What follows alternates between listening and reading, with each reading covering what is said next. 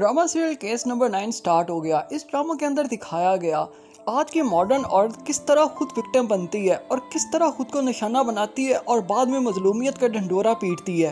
ये बात तो 15 साल की बच्ची को भी पता होती है। जब कोई मिक्स गैदरिंग हो, अगर किसी दोस्त के घर पे जाना है और वो दोस्त लड़का है तो हमेशा ग्रुप्स के अंदर जाया जाता है, कॉन्टेक्ट्स किए जाते हैं फ्रेंड्स के साथ और मिलकर प्लान किया जाता है कि कैसे हम उसके घर पे जाएंगे।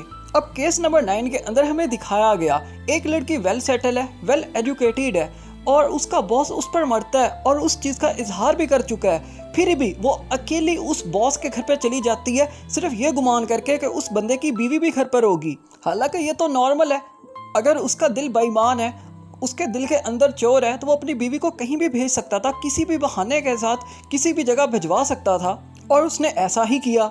केस नंबर 9 से हमें कौन से मैसेजेस मिलते हैं, इन्हीं को डिस्कस करेंगे और इस ड्रामा को रिव्यू करेंगे। लेकिन इससे पहले आप लोगों से रिक्वेस्ट है, काइंडली हमारे इस चैनल को जरूर सब्सक्राइब कर दें। कामरान ने सहर का रेप किया, लेकिन ऊपर से दोस्त आ गया रोहित, और रोहित ने आकर ब्लेम किया कामरान को, ये तुमने क्या कर दिया। लेकिन दोस्तों रियलिटी इससे बिल्कुल बरक्स है। अगर रियलिटी के अंदर ये सब कुछ होता, ऊपर से कोई दोस्त आता और उसे मौका मिलता, और अब जितनी दुनिया मौका परस्त है वो इस मौके से फ़ायदा उठाता, तो एक बंदे ने रेप नहीं करना था शहर का, बल्कि उसके दोस्त ने भी मिलकर रेप करना था।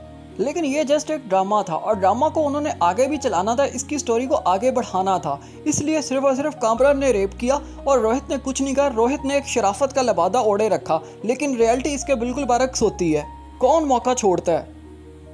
इस ड्रामा के थ्रू में बहुत खूबसूरत मैसेज मिल रहा है। कामरान ने एक बंदे की ज़िंदगी बर्बाद कर दी, उसकी इज्जत लूट ली, और उसके बाद वो ऐसे बिहेव कर रहा है जैसे उसे कोई छोटी सी गलती सरजद हुई हो। और वो अपने दोस्त रोहित को कह रहा है कि हम कुछ पैसे ऑफर कर देते हैं शहर को, और वो भी सिर्फ वो इसलिए कर रहा है कि उसकी बीवी को ये सब कुछ पता ना चल जाए या दुनिया के सामने उसका असली चेहरा ना आ जाए। और ऐसे केसेस हम आए रोज़ देखते हैं, जब कोई बहुत अमीर ज़्यादा या जेंटी से बिलोंग करने वाला बंदा ऐसी कोई हरकत करता है और उसके बाद उसका कुछ भी नहीं बिगाड़ सकते वो लोग जिनके साथ क्राइम हुआ होता है। शायद इस ड्रामा के अंदर तो आगे चलकर दिखा दिया जाए कि कामरान को इबरत का निशान बना दिया गया, लेकिन रियलिटी इससे बिल्कुल ऑपोजिट है। आप लोगों ने अपनी ज़िंदगी के अंदर बहुत सारे वाक़यात ऐसे देखे होंगे, एक बंदा भी इबरत का निशान नहीं बना इस दुनिया के अंदर। तो आखिरत में क्या होता है वो एक अलग बात है। वो लड़कियां, वो फैमिली ज़रूर तमाशा बन जाती हैं जिनके साथ ये सब कुछ हुआ होता है, लेकिन कुछ नहीं बिगाड़ा गया। आज तक पाकिस्तान के अंदर ऐसे केसेस का कोई रिजल्ट नहीं निकलता, किसी को कोई सज़ा नहीं मिली। पाकिस्तान हो, इंडिया हो या दुनिया का कोई भी मुल्क, कॉर्पोरेट सेक्टर, प्राइवेट सेक्टर के अंदर यही सब कुछ होता है। फ़र्क सिर्फ इतना है कि म्यूचुअल अंडरस्टैंडिंग होती है। जब घर से एक लड़की निकलती है, अपने बॉस के अंडर जाकर काम करती है, तो वो सिर्फ काम करने के पैसे नहीं ले रही होती। उसको पता होता है कि ये सब कुछ मुझे फेस करना पड़ेगा, खुशी से या मजबूरी में, लेकिन ये सब कुछ वो फेस करती है।